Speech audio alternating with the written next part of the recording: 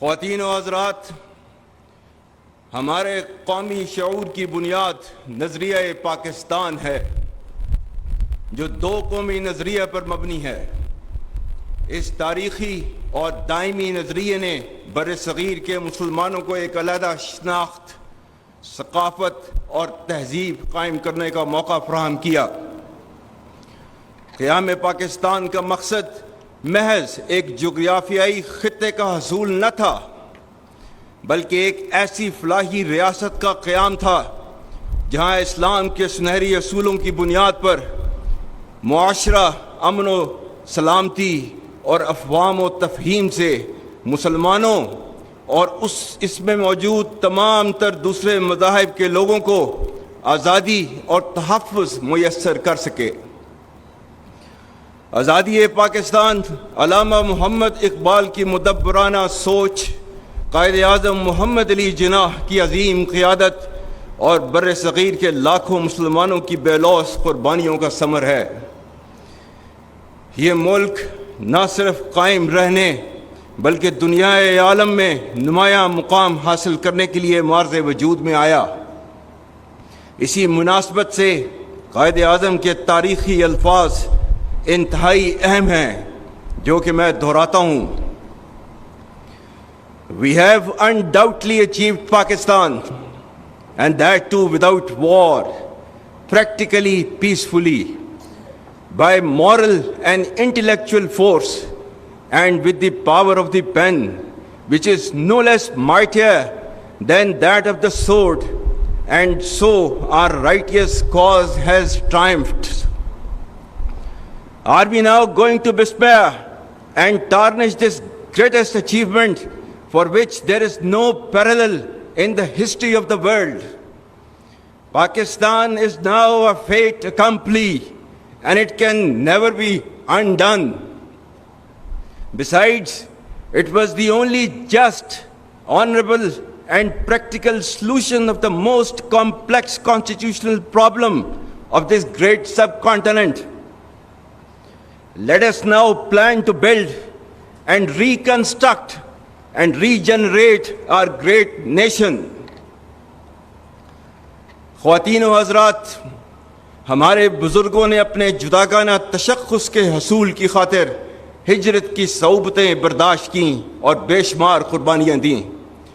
آج کے دن ہم تحریک پاکستان کے قائدین اور کارکنان کو خراج عقیدت پیش کرنے کے ساتھ ساتھ ان شہداء، غازیوں اور لواحقین کو بھی سلام پیش کرتے ہیں جنہوں نے ان قربانیوں کی بنا پر آزادی کے پرچم کو ہمیشہ سر بلند رکھا۔ بلا شبہ آج ہمارا ان آزاد فضاؤں میں زندگی بسر کرنا شہداء کی عظیم قربانیوں کی مرہون منت ہے۔ جس طرح قیام پاکستان کے وقت ہمارے اجداد نے متعدد مشکلات کا سامنا کیا، اسی طرح ہم نے اپنے ارتقائی دور میں خاص طور پر ماضی قریب میں متعدد چیلنجز کا بخوبی مقابلہ کیا۔ الحمدللہ کسی بھی مشکل نے ہمارے عزم اور ارادے کو کمزور نہیں کیا۔ تاریخی طور پر ہمارے قومی جذبے کو ہمیشہ آزمائش میں تقویت ملی اور ہم من حیث القوم ہمیشہ ہر مشکل کے بعد اور بھی زیادہ مضبوط بن کر ابھرے، جس میں قوم اور افواج کا باہمی اعتماد کلیدی رہا ہے۔ یاد رکھیں، نا اتفاقی اور انتشار ملک کو اندر سے کھوکھلا کر کے بیرونی جارحیت کے لیے راہ ہموار کر دیتے ہیں۔ قوم کا پاک فوج پر غیر متزلزل اعتماد ہمارا سب سے قیمتی اثاثہ ہے۔ یہ مضبوط رشتہ مشکل حالات میں ہماری قوت بن کر حوصلوں اور جذبوں کو بڑھانے کا سب سے بڑا ذریعہ ہے۔ افواج پاکستان کو کمزور کرنا پاکستان کو کمزور کرنے کے مترادف ہے۔ مجھے پختہ یقین ہے کہ کوئی منفی قوت اعتماد اور محبت کے اس رشتے کو نہ کبھی کمزور کر سکی ہے اور نہ ہی آئندہ کر سکے گی۔ افواج پاکستان نے ملک اندرونی اور بیرونی دفاع کی قسم کھا رکھی ہے، جس کی آبیاری روزانہ کی بنیاد پر وہ اپنے خون سے کر رہی ہے. ہم کسی بھی صورت اور کسی بھی قیمت پر اپنی قربانیوں کو رائیگاں نہیں جانے دیں گے انشاءاللہ. خواتین و حضرات، عالمی اور علاقائی سطح پر تیزی سے تبدیلیاں رونما ہو رہی ہیں جن کی رفتار اور نوعیت غیر معمولی ہے. ان تبدیلیوں سے قطع نظر پاکستان کا مقام ہر دور میں نہ صرف خطے اور مسلم امہ میں بلکہ بین الاقوامی سطح پر بھی انتہائی اہمیت کا حامل رہا ہے. ہم دنیا میں اپنی امن پسندی اور اصولوں پر مبنی موقف کی وجہ سے ایک نمایاں مقام رکھتے ہیں. اللہ تعالیٰ کی عطا کردہ بے پناہ قدرتی وسائل، جفا کا شوام اور حوصلہ مند جوانوں کی بدولت بلا شبہ پاکستان کا مستقبل روشن و تابناک ہے. بدقسمتی سے ہمارے خطے میں انتہا پسندی اور دہشت گردی کے عزائم رکھنے والی قوتیں سرگرم عمل ہیں.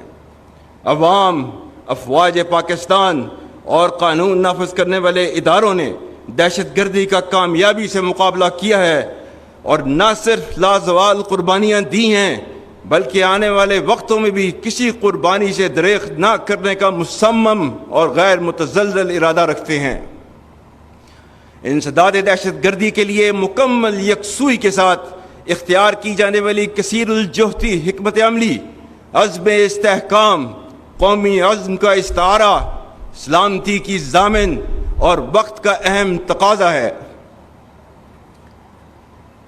آج ہمارے خیبر پختونخوا صوبے میں بالخصوص فتنہ الخارج المعروف تحریک طالبان پاکستان کی ریاست اور شریعت مخالف کارروائیوں کی وجہ سے دہشت گردی کے فتنہ نے دوبارہ سر اٹھایا ہے، جس کی سرکوبی کے لیے افواج پاکستان اور تمام قانون نافذ کرنے والے ادارے ہمہ وقت برسر پیکار ہیں. اسی فتنہ کے بارے میں چند دن پہلے علماء و مشائخ کرام سے بات کرتے ہوئے میں نے کہا تھا کہ اگر تم شریعت اسلام کو نہیں مانتے، آئین پاکستان کو نہیں مانتے، تو ہم بھی تمہیں پاکستانی نہیں مانتے. دہشت گردی کے خلاف جنگ میں خاص طور پر ہمارے پختون بھائیوں نے جرت، ایثار اور قربانیوں کی جو لازوال داستان رقم کی ہے اس پر پوری قوم انہیں سلام پیش کرتی ہے. اور جس طرح فساد فی الارض کو پھیلانے والی طاغوتی قوتوں کے سامنے افواج پاکستان بشمول تمام قانون نافذ کرنے والے اداروں کے شانہ بشانہ خیبر پختونخوا کے عوام ایک سیسا پلائی ہوئی دیوار کی مانند پچھلے 22 سال سے کھڑے ہیں، اس کے لیے پوری پاکستانی قوم آپ کی مرہون احسان ہے. میں پاکستان اور بالخصوص خیبر پختونخوا کی غیور عوام کو اللہ کے احکامات کی روشنی میں یقین دلاتا ہوں کہ آپ فساد فی الارض کے خلاف جنگ لڑ رہے ہیں جس میں اللہ کے وعدوں کے مطابق فتح انشاءاللہ ہماری ہوگی. قرآن میں سورہ مائدہ کی آیت نمبر 33 میں اللہ تعالیٰ نے فرمایا ہے انما جزاء الذین یحاربون اللہ ورسولہ ویسعون فی الارض فسادا ان یقتلوا او یسلبوا او تقطع ایدیہم وارجلہم من خلاف او ینفوا من الارض ذالک لہم خزی فی الدنیا ولہم فی الآخرۃ عذاب عظیم. اور اس کا ترجمہ ہے بے شک جو لوگ اللہ اور اس کے رسول سے جنگ کرتے ہیں اور زمین میں فساد انگیزی کرتے ہیں ان کی سزا یہی ہے کہ وہ قتل کر دیے جائیں یا سولی چڑھا دیے جائیں یا کاٹ دیے جائیں ان کے ہاتھ اور پاؤں مخالف سمتوں سے، یا نکال دیے جائیں وہ اپنے ملک سے. یہ ان کے لیے رسوائی ہے دنیا میں اور ان کے لیے آخرت میں عذاب عظیم ہے. اور سورہ مائدہ کی آیت 56 میں اللہ تعالیٰ فرماتا ہے اور یہ جنگ جو اس کے راستے میں لڑ رہے ہوتے ہیں ان کو فتح کی نوید دیتا ہے. فَإِنَّ حِزْبَ اللَّهِ هُمُ الْغَالِبُونَ. بے شک اللہ کی جماعت ہی غالب رہے گی. اور سورہ آل عمران آیت نمبر 139 140 جس میں اللہ تعالیٰ نے نہ صرف فتح کے بارے میں بتایا ہے، یہ بھی کہا ہے کہ مایوسی نہیں دکھانی اس جنگ کے اندر.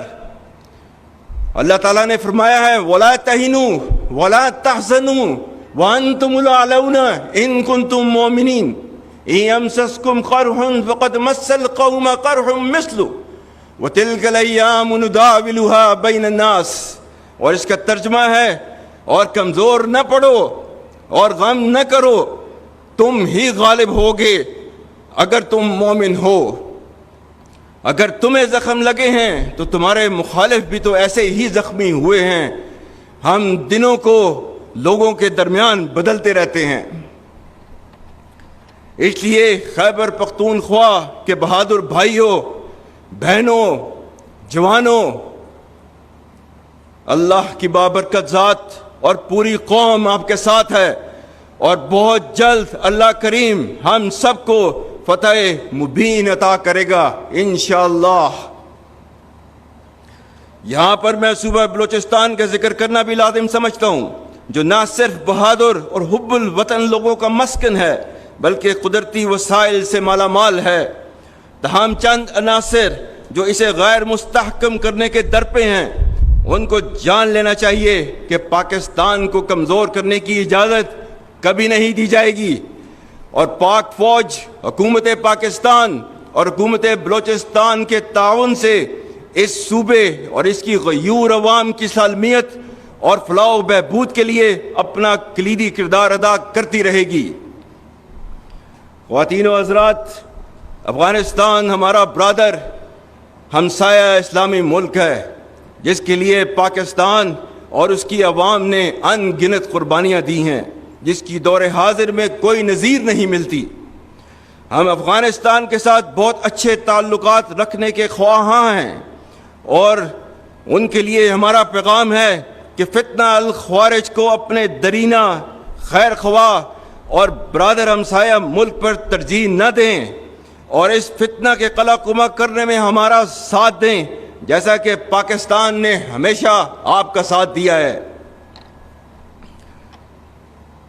خواتین و حضرات، پچھلے چند سالوں سے ریاست مخالف بیرونی طاقتوں کی سرپرستی میں ڈیجیٹل دہشت گردی کی مضمون کوشش کی جا رہی ہے، جس کا مقصد جھوٹی خبروں اور پروپیگنڈے کے ذریعے قوم میں نفاق اور مایوسی پھیلانا ہے.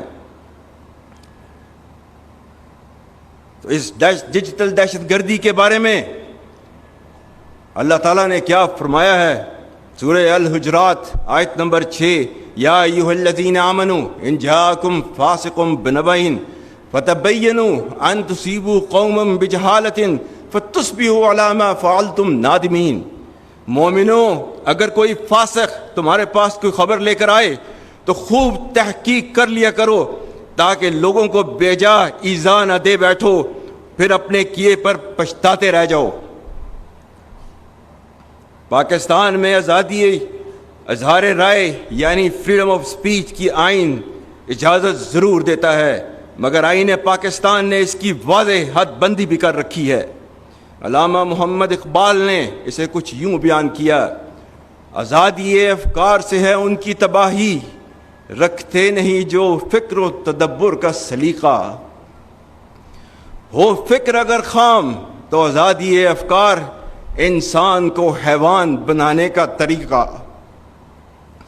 میں یہاں یہ بھی باور کرانا چاہتا ہوں کہ ریاستی اداروں اور عوام کے درمیان خلیج پیدا کرنے کی کوشش کرنے والے عناصر کو مایوسی کے سوا کچھ حاصل نہ ہوگا، اور اس کے نتیجے میں وہ مزید رسوائی کا شکار ہوں گے انشاءاللہ. Ladies and gentlemen, we owe our gratitude to our precious friends and brothers like People's Republic of China, Kingdom of Saudi Arabia, United Arab Emirates, State of Qatar, and Republic of Turkey for always standing with us during thick and thin and extending to us every kind of support whenever needed. Ladies and gentlemen, and to the inimical forces, let it be clear that regardless of the multi-layered and multi-dimensional threat piled up against us, we stand united and reassured. Traditional or non-traditional, dynamic or proactive, whatever form of warfare is applied against us, our retribution will be sharp and painful, and we will certainly strike back far and deep. We know that freedom is not for free.